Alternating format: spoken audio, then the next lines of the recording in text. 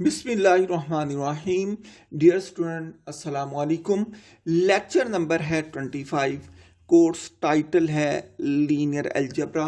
Topic जो आज हम स्टडी करेंगे वो है ग्राम श्मिट प्रोसेस एंड एग्जांपल्स। आज हम ग्राम श्मिट प्रोसेस पढ़ेंगे। ग्राम श्मिट प्रोसेस का पर्पस क्या होता है? ग्राम श्मिट प्रोसेस का पर्पस ये है कि ऐसा सेट ऑफ वेक्टर जो ऑर्थोगोनल ना हो उसको पहले हम ऑर्थोगोनल बनाते हैं, उसके बाद उसको ऑर्थोनॉर्मल बनाते हैं। ग्राम श्मिट प्रोसेस का पर्पस मैंने बता दिया। ग्राम श्मिट प्रोसेस इस्तेमाल करने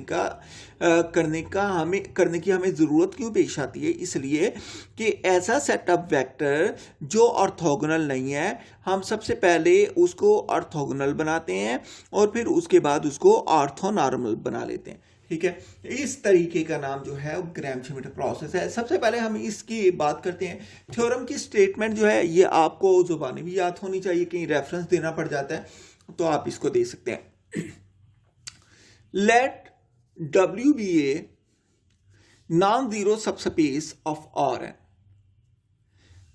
मैंने कहा W हमारे पास एक सबस्पेस है, ये नॉन जीरो सबस्पेस है Rn की, विद बेसिस क्या होती है स्टूडेंट? ऐसा सेट ऑफ वेक्टर जो स्पैनिंग सेट बनाता है और जो लीनियरली इंडिपेंडेंट भी हो, वो बेसिस बन जाता है। Basis S is equal to U1 U2 up to सोन UM, ये स्टेटमेंट है इसकी। हमें सेट ऑफ वेक्टर दिया गया जो कि बेसिस हैं। Then there exist an orthonormal basis. मैंने इन बेसिस को ऑर्थोनॉर्मल बेसिस के अंदर चेंज करना है। और ऑर्थोनॉर्मल बेसिस को किससे डिनोट करना है? सेट को T से डिनोट किया और इसके बाद ऑर्थोनॉर्मल बेसिस को W1, W2, W3 up to सन WM फॉर W। प्रूफ है जी, प्रूफ है। Here we want to find the desired basis. Here we want to find the desired basis. T is equal to W1, W2, up to soon WM. मैंने कहा मैंने इनकी Dzire जो basis हैं वो फाइंड करनी है, W1, W2 up to soon WM. However, we first find the orthogonal basis T steric. सबसे पहले हम यहां पर orthogonal basis T steric find करेंगे, where T steric is equal to V1, V2, V3 up to soon VM for W. हमने find क्या करनी है? W1, W2, WM। गिवन क्या है? U1, U2, UM। मैंने पहले U वाली बेसिस को मैंने ऑर्थोगोनल में चेंज करना है। ऑर्थोगोनल को मैंने डिनोट किया है किससे? V1, V2, V3 से। सबसे पहले U1, U2, UM को मैंने चेंज करना है V1, V2, V3 up to Son VM में, जो कि ऑर्थोगोनल है। जब ये ऑर्थोगोनल बन जाएं तो उसके बाद मैंने इसको ऑर्थोनॉर्मल के अंदर चेंज करना है। ऑर्थोनॉर्मल क्या है? W1, W2 up to Son WM। ठीक है, तो मैंने कहा first we pick any one of the vectors in F, से U1 and call it V1। पहली बात यह है, सबसे पहले मैं कहूंगा जो गिवन सेट है उसका पहला वेक्टर U1 है, आप उसको V1 के बराबर ले लें। ऐसा क्यों किया स्टूडेंट? मेरा आपसे क्वेश्चन है, अगर मैं आपको कहूं कि ये पेज है, इस पेज के ऊपर परपेंडिकुलर लाइन लगा दें, परपेंडिकुलर लाइन ड्रा करें, तो आपका मतलब ये, आप कहेंगे ये परपेंडिकुलर लाइन है। नहीं, ये परपेंडिकुलर लाइन नहीं है, क्योंकि मैं कहूंगा भाई ये आपने परपेंडिकुलर, मैं तो लाइन ये ले रहा हूं, ये तो परपेंडिकुलर नहीं है, 90 का एंगल तो नहीं बनाती। तो इसका मतलब जब भी मैं आपको कहूं कि आप परपेंडिकुलर लाइन ड्रा करें तो आप मुझे कहेंगे कि किस लाइन पर परपेंडिकुलर ड्रा करना है, पहले आप लाइन बताएं। मैं आपको कहूंगा लाइन ये है, इस पर परपेंडिकुलर ड्रा करें, फिर आप ये परपेंडिकुलर ड्रा करते हैं। मैं कहूं कि लाइन ये है, इस पर परपेंडिकुलर ड्रा करें, आप ये परपेंडिकुलर ड्रा करते हैं। मतलब जब भी आपको कहा जाए कि आप परपेंडिकुलर लाइन ड्रा करें तो आपने ये पूछना है कि किस लाइन पर परपेंडिकुलर ड्रा करना है। पहले आप मुझे लाइन दें, फिर मैं परपेंडिकुलर ड्रा करूंगा। तो इसीलिए यही कंसेप्ट है कि सबसे पहले हम इसका एक एलिमेंट लेते हैं, उसको V1 कह देते हैं, क्योंकि अगला जो V2 होगा वो V1 पर परपेंडिकुलर होगा। ठीक है। तो पहले स्टेप के अंदर जो पहला एलिमेंट गिवन है उसको V1 के बराबर ले लेना। V1 कौन सी है बेसिस, ये ऑर्थोगोनल है, मतलब पहला एलिमेंट ये लिया U1 और इसको ऑर्थोगोनल के पहले एलिमेंट के बराबर रख दिया। जरूरी नहीं पहले लेना, आप कोई भी एलिमेंट ले सकते हैं, ये आपकी मर्जी है। ये क्योंकि अभी मैं समझा रहा हूं आपको, तरीकाकार समझा रहा हूं, तो इसलिए मैंने पहले का कहा, मैंने कहा U1 ले लें और U1 को किसके बराबर रख दें, V1 के बराबर रख दें। Step number 2, now we look for a vector V2 in the subspace W1 of W। मैंने कहा अब हमें V2 चाहिए, हम V2 की तलाश में हैं। तो अब हम क्या करेंगे, इन दी सबस्पेस W1। अब V2 किसके अंदर है, सबस्पेस W1 के अंदर है, ऑफ W की सबस्पेस। ये सारे एलिमेंट किसके अंदर थे, ये सारे W के अंदर थे। तो अब मैंने जो कहा है, now we look for a vector V2 in the subspace W1 of W spanned by U1 U2। देखें जब V2 तक जाना है तो हमने इसके दो एलिमेंट लेने, U1 U2। मैंने कहा ये जो V2 है ये U1 और U2 से स्पैन करेगी। अब देखें मैंने U1 की जगह क्या लिखा है, U1 तो V1 के बराबर है, इसका मतलब इसके अंदर मैं U1 की जगह V1 लिख दूंगा। That is orthogonal to V1 since U1 is equal to V1, W1 is also subspace spanned by V1 U2। तो अब मैंने कहा जब मैंने V2 फाइंड करना है तो V2 के अंदर दो वेक्टर आएंगे, एक U1 U2। ये जो है ये सबस्पेस हो जाएगी किसकी, W1 की सबस्पेस हो गई। अच्छा इसके बाद मैंने क्या किया, मैंने कहा क्योंकि U1 तो V1 के बराबर है, इसलिए मैंने कहा अगर ये सबस्पेस W1 इससे स्पैन करती है, W1 U1 U2 से स्पैन करती है, तो W1 क्योंकि U1 तो V1 के इक्वल है, W1 V1 और U2 से भी स्पैन करेगी। यहां पर मैंने U1 की जगह V1 डाल दिया और U2 वैसे का वैसे रहा। तो अब इसकी ये लीनियर कॉम्बिनेशन लिखते हैं। जब लीनियर कॉम्बिनेशन लिखा तो V2 किसके इक्वल आ गया इस वेक्टर के अंदर, C1 into V1 plus C2 into U2। V2 is equal to C1 V1 plus C2 into U2। इसको मैंने इक्वेशन नंबर 1 का नाम दे दिया।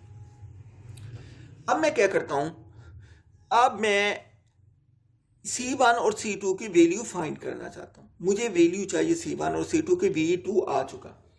C1 C2 की वैल्यू फाइंड करने के लिए हम क्या करते हैं, now comma we try to determine C1 and C2। For this taking dot product of 1, हम इक्वेशन 1 का डॉट प्रोडक्ट ले लेते हैं बाय V1 के साथ। तो हम V1 के साथ इसका डॉट प्रोडक्ट ले लेते हैं। तो हमने डॉट प्रोडक्ट लिया, V2 dot V1 is equal to C1 V1 dot V1। मैंने हर एलिमेंट का V1 के साथ डॉट प्रोडक्ट ले लिया, V2 का भी V1 के साथ, C1 वैसे, V1 का भी V1 के साथ प्लस C2 वैसे, U2 का V1 के साथ। देखिए मैंने कहा मैंने V2 का डॉट प्रोडक्ट ले लिया V1 के साथ, V2 का भी V1 के साथ, ये C1 आ गया, ये V1 वैसे, इसका डॉट प्रोडक्ट V1 के साथ प्लस ये C2 आ गया, ये U2 डॉट इसका भी V1 के साथ आ गया। ठीक है, अब देखें जो V1 है U का हमें पता नहीं है, U ऑर्थोगोनल है या नहीं, लेकिन हमें V का पता है, V1 V2 V3 up to Son Vm, ये सारे के सारे ऑर्थोगोनल है। तो इसका मतलब डिफरेंट का डॉट प्रोडक्ट 0 हो जाएगा और जो सेम होंगे वो बच जाएंगे। लिहाजा इसका डॉट प्रोडक्ट क्या होगा, V2 डॉट V1 का ये 0 होगा। हम देखते हैं आगे।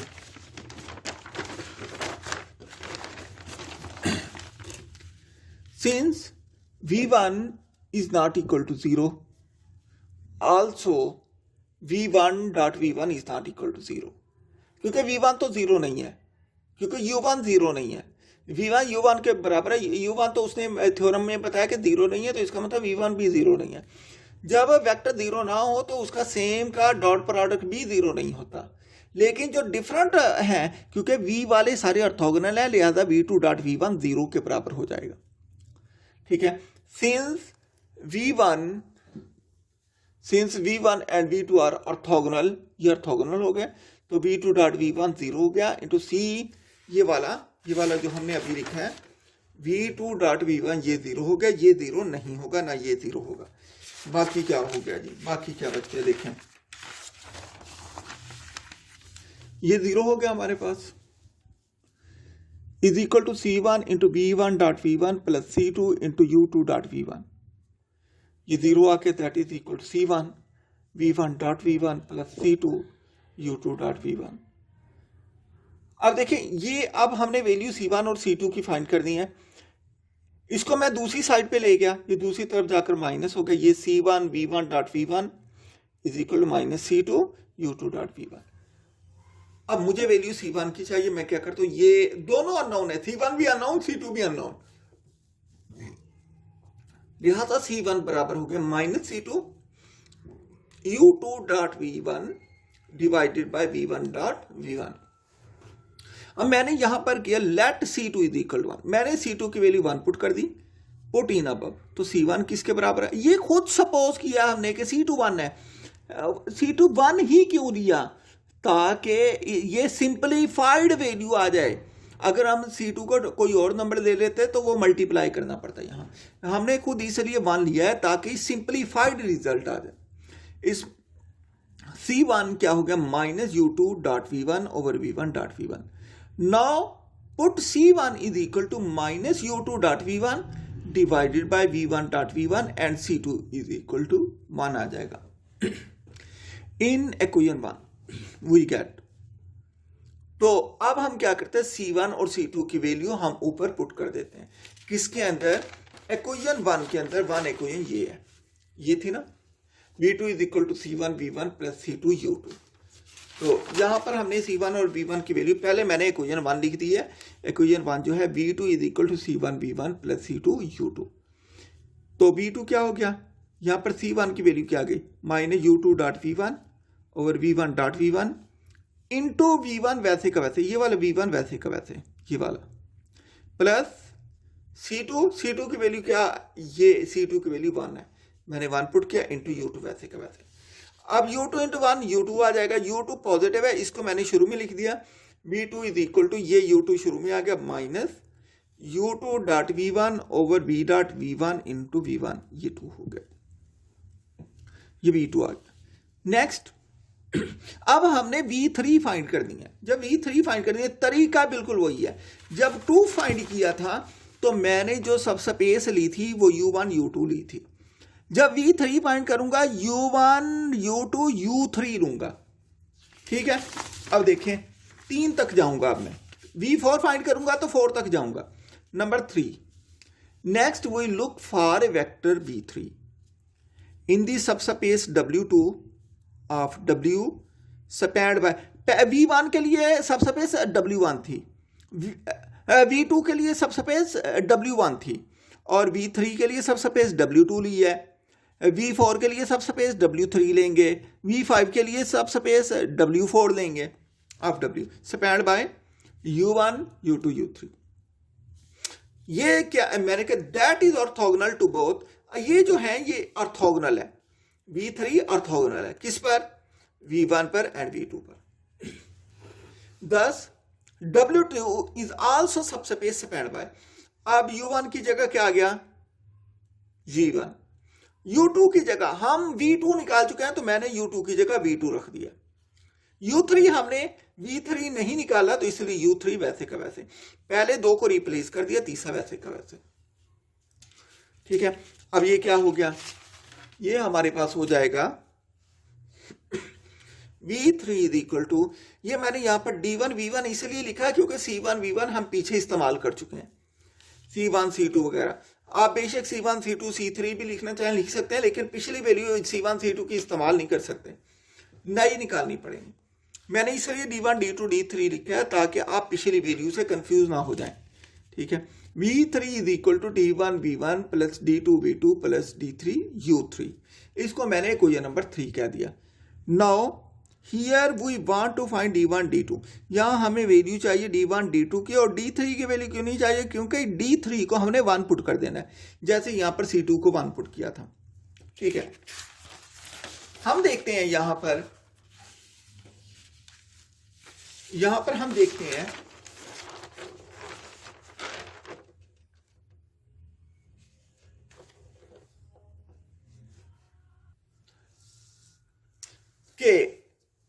Now taking dot product of equation 3 with V1 and V2. अब हम क्योंकि दो कांस्टेंट हैं, हमें दो एलिमेंट के साथ डॉट प्रोडक्ट लेना पड़ेगा। D1 D2 D3 है ना, दो की वैल्यू फाइंड करनी है D1 की D2 की, तो दो दफा डॉट प्रोडक्ट लेना पड़ेगा। अगर हमारे पास D1 V1 plus D2 V2 plus D3 V3 plus D4 U4 होता तो फिर हमें तीन दफा डॉट प्रोडक्ट लेना पड़ता। ठीक है, तो अब मैं इक्वेशन 3 का डॉट प्रोडक्ट लेने जा रहा हूं। कितनी दफा? दो दफा, एक दफा V1 के साथ, दूसरी दफा V2 के साथ। ये इक्वेशन 3 मैं दोबारा आपको दिखा दूं। इक्वेशन 3 क्या थी? V3 is equal to D1 V1 plus D2 V2 plus D3 U3। अब देखिए ये क्या हो गया। First dot product of equation 3 by V1। पहले हम इक्वेशन 3 का V1 के साथ लेते हैं, तो V3 dot V1 is equal D1 वैसे V1 के डॉट V1 प्लस D2 वैसे का वैसे, V2 का डॉट प्रोडक्ट V1 के साथ प्लस D3 वैसे, और U3 का डॉट प्रोडक्ट V1 के साथ। अब देखें जो V डिफरेंट है वो जीरो, ये जीरो, ये V डिफरेंट है, एक V2 है, दूसरा V1 है, ये जीरो। V1 जीरो नहीं हो सकता, ना ही U3 V1 जीरो हो सकता है, क्योंकि V1 का तो हमें पता है ये ऑर्थोगोनल है, लेकिन U3 ऑर्थोगोनल नहीं है। दोनों ऑर्थोगोनल हो तो डॉट प्रोडक्ट जीरो होता है। Here V1, V2 and V3 are orthogonal, therefore V3 dot V1 is equal to zero, ये भी जीरो हो गया, ये भी जीरो हो गया, and V2 dot V1 is equal to zero. We get, इसकी जगह मैंने जीरो पुट कर दिया। D1 वैसे V1 dot V1 plus D3 into U3 dot V1। तो यहां पर क्या आ गया? D1 V1 dot V1 is equal to, इसको मैं दूसरी तरफ ले गया, minus D3 into U3 dot V1। V1 की वैल्यू, D1 की वैल्यू निकाली, that is equal to minus D3 into U3 dot V1 divided by V1 dot V1। अब यहां पर D3 की वैल्यू हम खुद लेट करते हैं, जो आखिरी होता है ना, आखिरी अननोन, उसको हम खुद 1 लेट कर लेते हैं। Late D3 is equal to 1, इसको 1 लेके बाकी हम देखते हैं। पुट इन, अब D1 की वैल्यू आ गई, इसकी जगह 1 पुट कर दिया। D1 is equal to minus U3 dot V1 over V1 dot V1। अब हम सेकंड डॉट प्रोडक्ट लेते हैं। अब V3 का डॉट प्रोडक्ट V2 के साथ लेते हैं। Second dot product of equation 3 by V2। Now V3 dot इसका डॉट प्रोडक्ट V2 के साथ, that is equal to D1 V1 dot V2 plus D2 इसका डॉट प्रोडक्ट V2 के साथ V2 dot V2 plus D3 U3 का dot product V2 के साथ। अब जो डिफरेंट है वो डिफरेंट V हैं वो जीरो हो जाएंगे, सेम V बाकी वैसे ही रहेंगे। Here V1 V2 and V3 are orthogonal, therefore V3 dot V2 is equal to zero and V1 dot V2 is equal to zero. We get, ये क्या हो गया? जीरो हो गया। ये D1, ये V1 डॉट V2 ये जीरो हो गया, plus D2 V2 dot V2 ये क्या हो गया? Plus D3 U3 dot V2 ये क्या हो गया?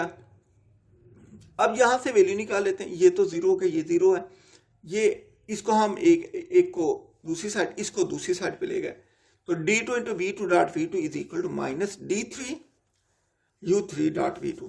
तो यहाँ D2 की वैल्यू निकाली, that is equal to minus D3 U3 dot V2 divided by V2 dot V2।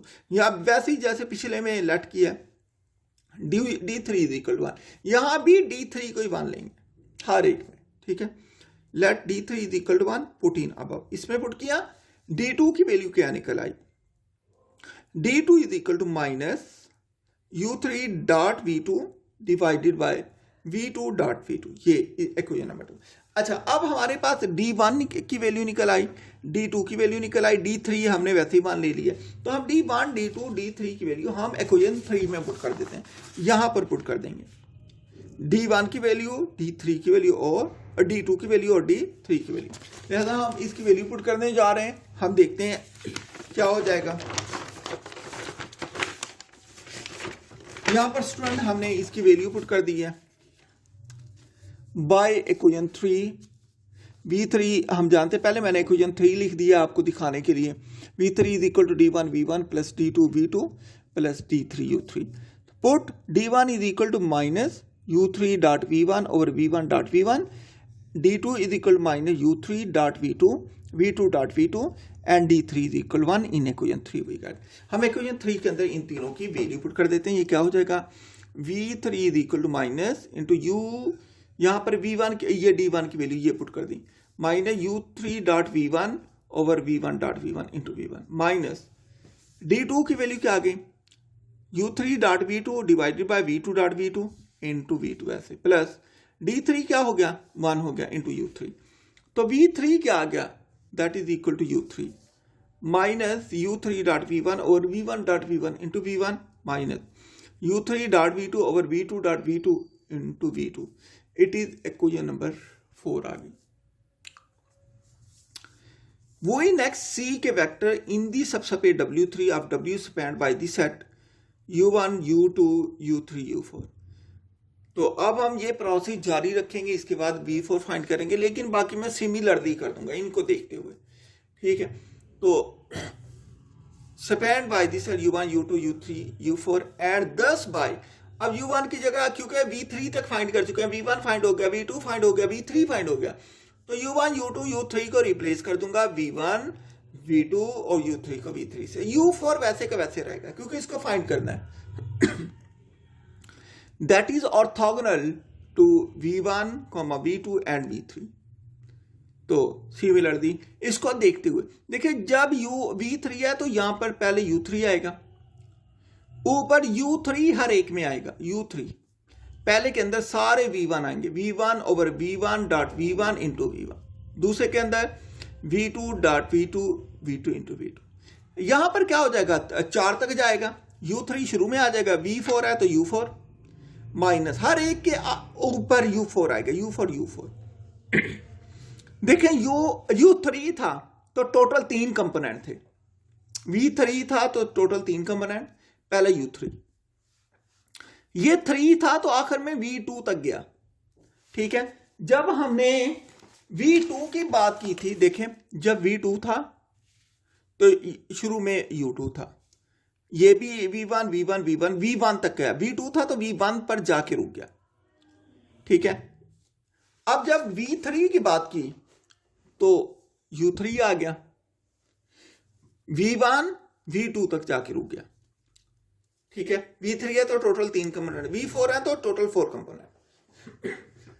पहला V4 है ना, ये देखें ये V4 है तो यहां U4 आएगा, माइनस ऊपर U4 dot V1 over V1 dot V1 into V1 minus U4 dot V2 over V2 dot V2 into V2 minus U4 dot V3 over V3 dot V3 into V3, मतलब 4 था तो 3 तक जाके रुक गया। इसी तरीकाकार को हम कंटिन्यू रखते हैं, हम सब तो नहीं निकाल सकते, ये 3 मैंने निकाल के बता दिए, बाकी सिमिलरली कर दिए। मैंने कहा कि मैं अब जर्नल फॉर्म लिख रहा हूं, we continue this process, we have an orthogonal set T steric V1, V2, V3 up to Vm of M vectors।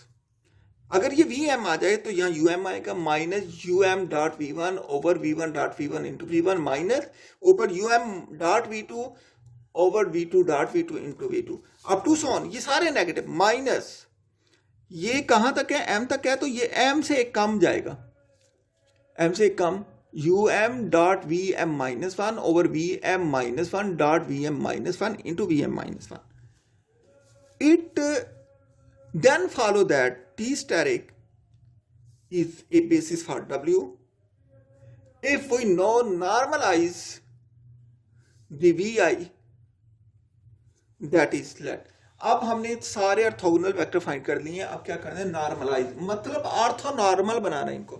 तो ऑर्थोनॉर्मल को W से डिनोट करते हैं, ठीक है, W से डिनोट करते हैं। W मैंने जर्नल एक ही कर दिया है, मतलब W1 फाइंड करना होगा तो W1 is equal to 1 over V1 नाम इंटू V1।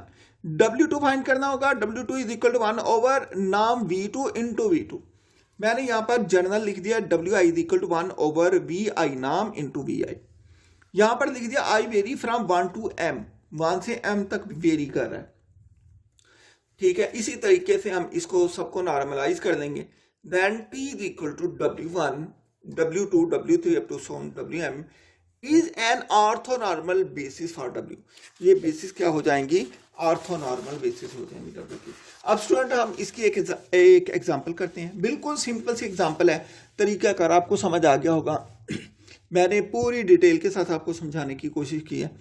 इसके एग्जांपल देखते हैं, मजीद क्लियर हो जाएगा। यहाँ पर 3 वेक्टर गिवन है, if u1 is equal 1, 1, u2 is equal -1, -0, -1 and u3 is equal -1, 2 + 3 use Gram Schmidt process to transform s is equal to, ये u1 u2 u3 की वैल्यू लिखी हुई है, to an orthonormal basis for R3। उसने ये vector हमें दे दिए 3, उसने कहा इनको ऑर्थोनॉर्मल में चेंज करें, और हमने तरीकाकार कौन सा इख्तियार करना है, ग्राम श्मिट प्रोसेस इस्तेमाल करना है। सबसे पहले स्टेप 1 के अंदर हम लिखेंगे u1 is equal to v1, या v1 is equal to u1 is equal, v1 क्या हो गया 1, 1, v1 फाइंड कर दिया।